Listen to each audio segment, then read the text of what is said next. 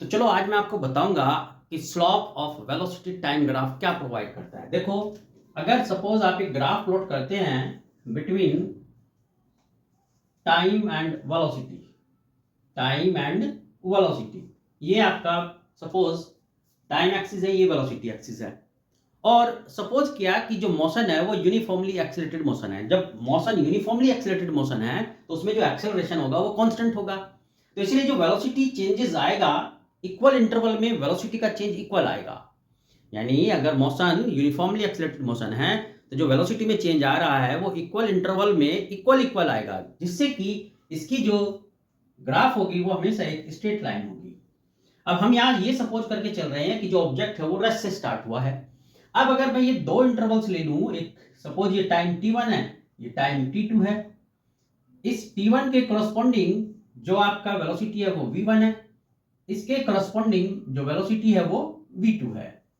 तो इसीलिए अब आप देख रहे हैं कि ये जो आपका ट्राइंगल बना, अगर ये एंगल थीटा है तो ये भी थीटा होगा करस्पॉन्डिंग एंगल। तो ये जो चेंज आया टाइम में वो आया t2 माइनस t1, और इसके करस्पॉन्डिंग जो चेंज आया वेलोसिटी में वो आया v2 माइनस v1, ये यहां से यहां तक।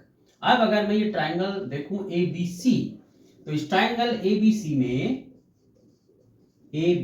में tan थीटा कितना हो जाएगा, परपेंडिकुलर अपॉन बेस, और ये आ जाएगा मेरे पास v2 minus v1 upon t2 minus t1।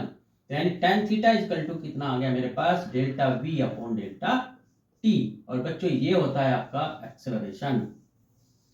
तो अब आप क्या देख रहे हैं कि जो स्लोप होगा, slope of velocity time graph, वो आपको क्या प्रोवाइड करेगा, एक्सेलरेशन। तो हमेशा ध्यान रखना है इस बात का, slope of velocity time graph क्या प्रोवाइड करता है, एक्सेलरेशन प्रोवाइड करता है।